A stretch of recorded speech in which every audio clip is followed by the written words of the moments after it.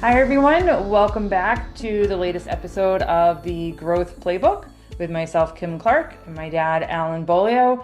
This episode, we are going to be going over aluminum and the emphasis being on inflation and not as easy onshoring, not as easy an onshoring aspect.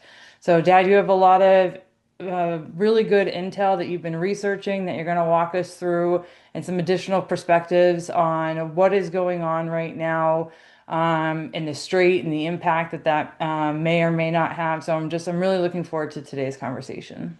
Yeah, me too, Kim, and thank you for that. And hello, everyone. And those are really the 3 points. And the war has got to be part of this, and the war overall and what's happening. Because since last time we talked, there's been some interesting things going on. So that has a lot to do with the conversations we've been having in the last month. So let's, we'll make sure that we talk about that too.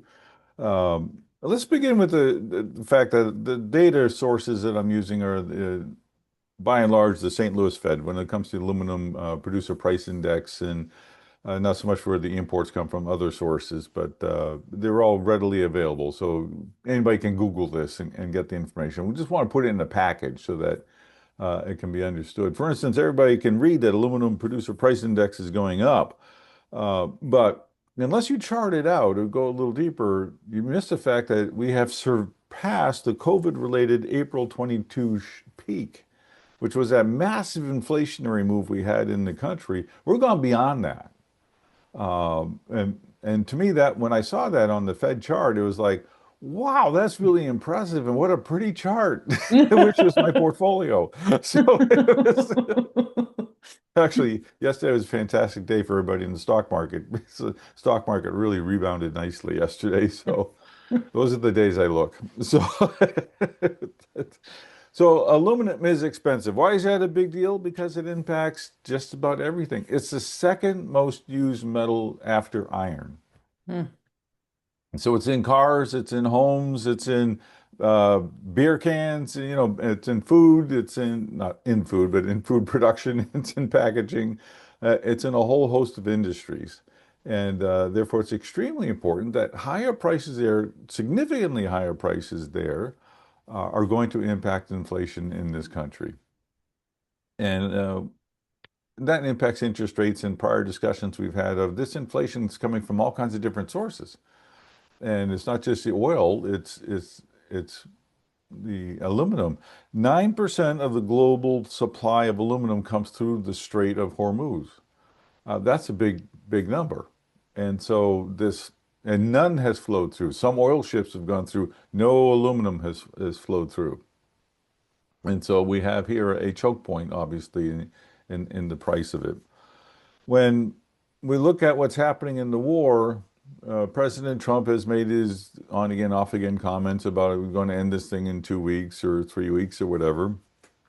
And probably, I don't mean more interesting in a bad way, but in a very interesting situation, the Ayatollah told Europe, not the US, uh, with the right agreement, they would end the war. Now, that's a long way from agreeing to, because what the right agreement is, the devil's in the details, what can be worked out. But it's a first. And he cannot say that to the president, because the president says the Iranians are begging for a deal and all the rest of that, which is never going to end the war. But it may provide the Europeans with a chance to play peacemaker, and we could see this thing coming to an end. If it comes to an end at the end of April, uh, it means we'd slowly see a relaxing of oil prices. It would be slower, and we'd slowly see a relaxing of aluminum prices and all the rest of that. But it would be slower than the run up, which means the inflationary pressures become disinflation, which means the rate of inflation generally just goes up at a slower rate. It doesn't mean there's a quick deflation going on. And eventually it levels out just in time for the general inflationary trend to heat up later this year for other reasons. So uh, we have created a situation, we being the United States, has created inflation where we're going to, a situation where we will have inflation that is curable And I think you and I in 2 or 3 months are going to be talking about the lingering aspects of the war as opposed to the ongoing aspects of the war. At least that's my hope. Hmm. And there's reason to suspect that. The oil industry is beginning to think that this is going to come to an end before too long, although there are some hawks that think, that's not going to happen. Um, and there are more polls that are being taken that suggest that from people who are involved that the war will be coming to an end before too long, a month, maybe two, and then this thing will be passing, and then we're all going to breathe easier, and business will begin to feel less uncertain. And as they feel less uncertain, then obviously it's good for business and for the economy, and life will go on after this tremendous disruption. So I think there's lots of good things going on. But in the meantime, anybody involved in aluminum needs to understand that aluminum production in the United States has been flat to mildly negative since November 2015. So, over a decade of we're not producing anymore. It's environmentally unfriendly to produce aluminum. If you go to the aluminum.org site, you're going to find where recycling aluminum is a good thing. Yes, it is.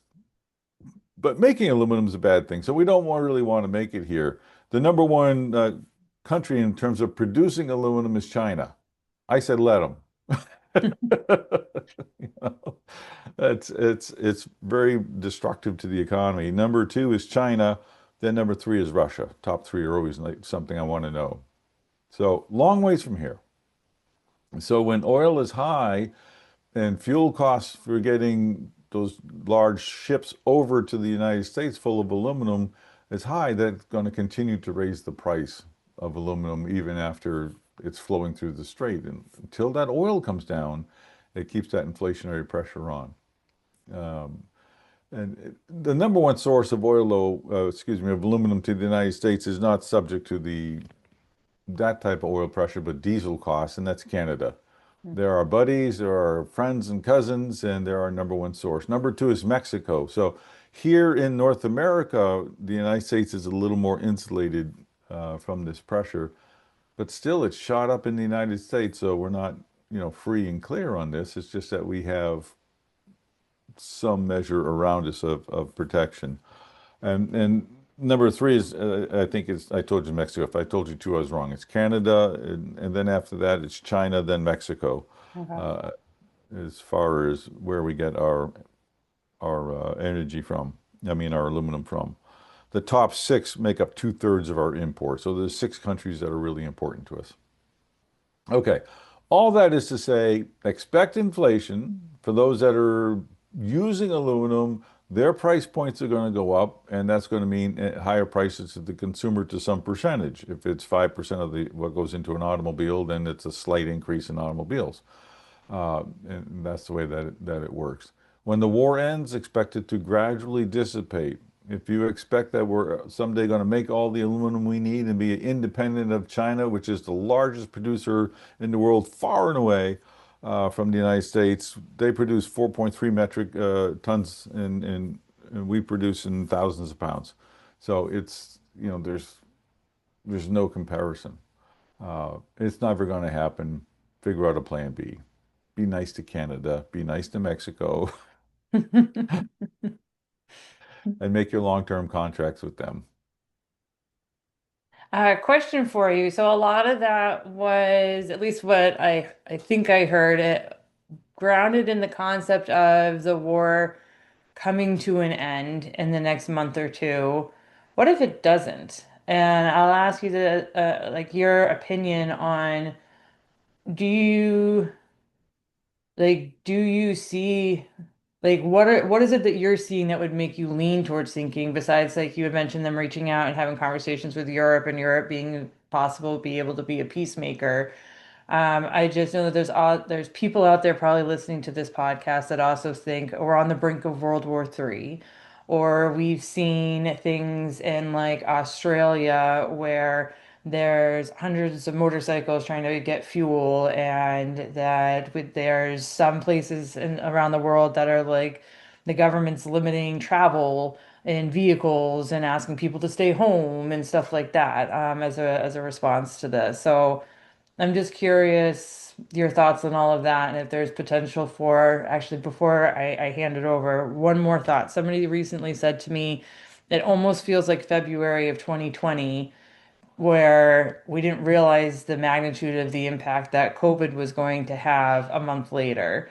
And that we just kept thinking, oh, this will be gone. Or in March of 2020, we'll be back in 2 weeks after the state shut down. And things really were different for much longer. So I'm just curious your reaction and thoughts to that. Lots of reactions and thoughts to that, and thanks for bringing it up. I was feeling optimistic for a moment. Now I'm not anymore. So I had to no, bring it back down. I was like, this is really weird. now I'm back to myself. I can go back to being Darth Vader. It's fine. There are a couple, and that's a real possibility, not World War III, but the ongoing war is a real possibility. And I'll explain my thoughts as to why it's probably not going to continue on. And one is the midterm elections. The war is increasingly unpopular. The president's popularity is really low, and the Republicans are losing ground. A Democrat got elected uh, um, to run in the part of Florida uh, where Mar-a-Lago is, where the president's grand resort is. So to lose that home ground sends a statement, and there are more Democrats that are gaining ground across the nation. And I think this anti-war feeling is going to push him to want to end this thing and declare victory, and then he won all his goals, whatever. So I think the political aspect is it's huge. It's never been huger.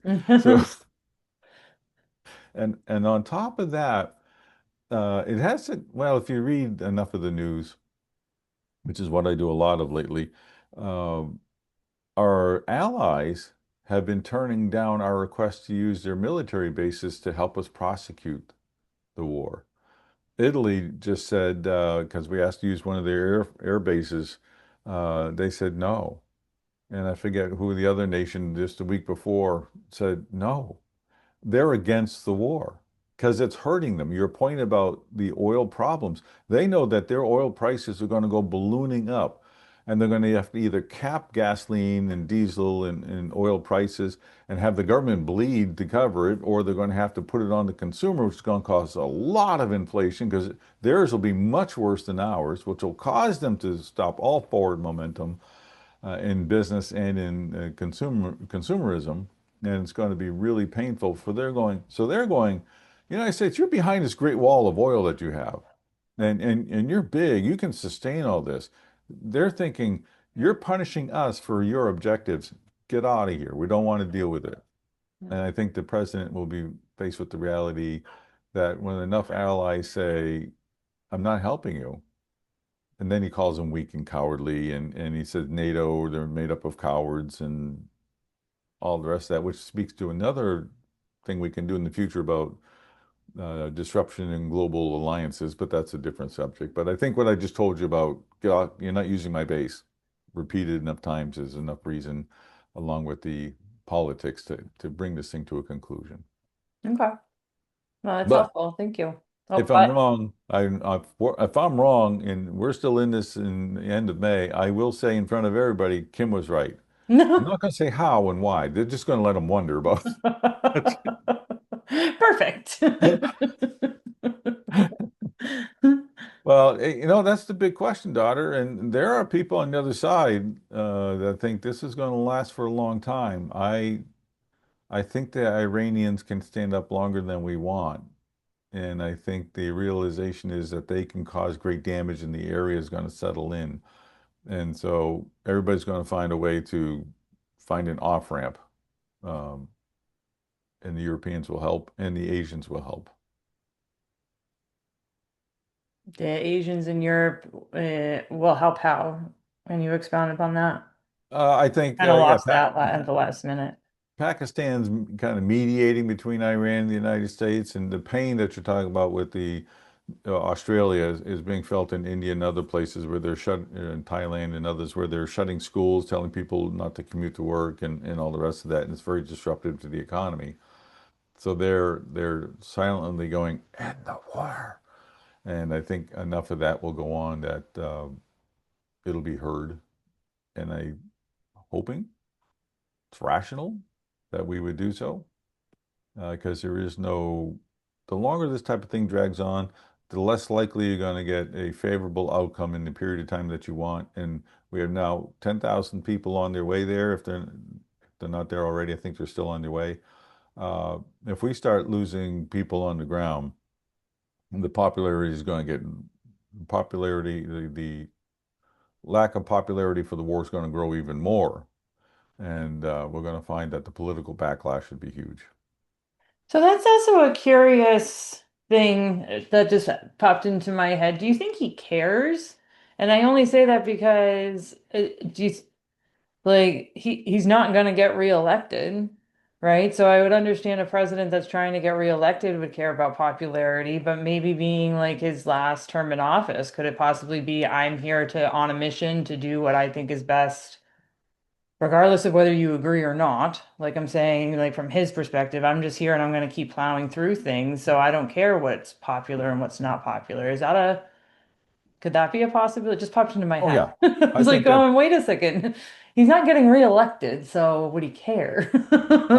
I think that's a real possibility, Kim, and it wouldn't surprise me at all. But now make yourself a senator, a Republican senator in Congress.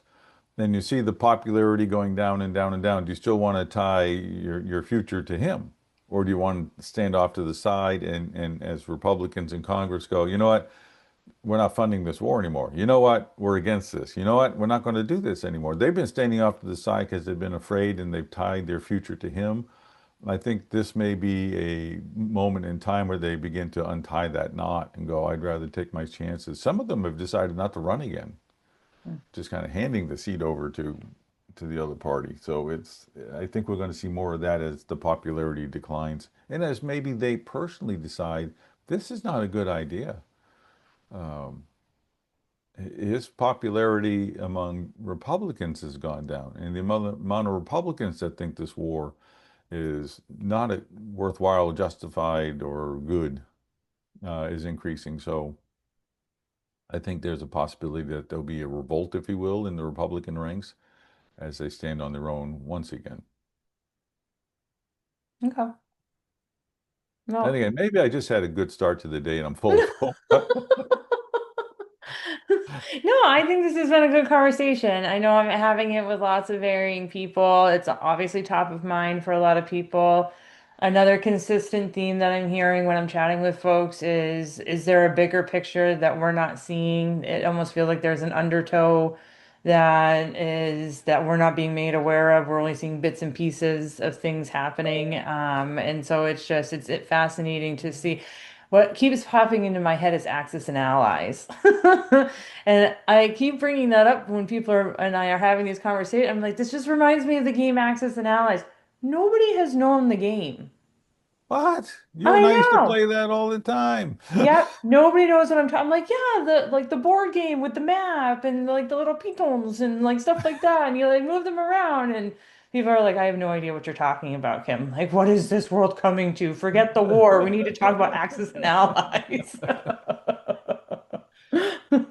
There could be a larger play, and in some moments, I haven't thought it through, so I could be putting myself at risk here for credibility. The larger play could be so much disruption in the Middle East, okay, that we're the world's largest oil producer. Now, Russia produces a lot too, and other nations do too. But if you really keep oil prices high for a long time, uh, and then the United States starts selling more liquid natural gas and starts selling more oil, it makes us the the global player, and everybody else bow, or else you're not getting your oil. Well, and that's a fascinating thought. And again, this is just us talking as daughter and father for everybody that's watching. These have not been researched thoughts, but then my brain then hearing you say that, and this could just be me, my brain acting crazy, it then spits fires over to what happened months back with Venezuela, right? And is Sure. that like an early step that was positioned on purpose, knowing that this was maybe potentially another step months down the road? Yeah, you start. building your arsenal of oil tools, oil weapons. Um, it's just it's hard to tell, and I tend to think that this late in the game, a move towards a larger global picture is not the play. He may want it to be, but I think the what I've said earlier about Democrats and Republicans in the Congress will finally stand up.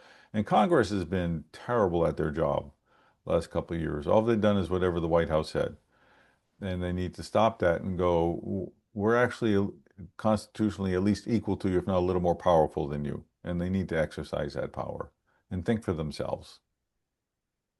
I like it. All right. So our final thoughts for folks before we end this episode that is on aluminum and economic impact and coming up with a plan B and being super friendly with Canada and Mexico. Yep. And then kind of just veered a little bit off of that just to focus on some of the things that's all the buzz in the news and that folks are talking about. So I appreciate us going through that thoughtful exercise. So what are our summary final thoughts that we want to leave with folks? Uh, some of this inflationary pressure, if the war ends in the next month or two, is going to begin to ease. It never disappears overnight. And I know some people will say it'll be gone almost as fast as it came. I disagree. There's too much profit incentive for it to be slow. Nobody was all of a sudden going to give up their profits. It doesn't work that way. So whenever you hear about declining interest rates, think this inflationary pressure is enough to keep that from falling away. Chairman Powell said uh, that, down the road there's likely to be another interest rate cut, and he's not really worried about the whole oil and war thing because the oil shocks tend to go away, which is true. So the Fed's not going to come riding into lower interest rates either because of the oil shock, is my point behind that little wandering. Uh, so expect interest rates flat, little rise later on. Expect interest to inflation to be pernicious, more rise later on. And if things continue along that path, it'll be really saying that the war has been a very painful, very temporary disruption.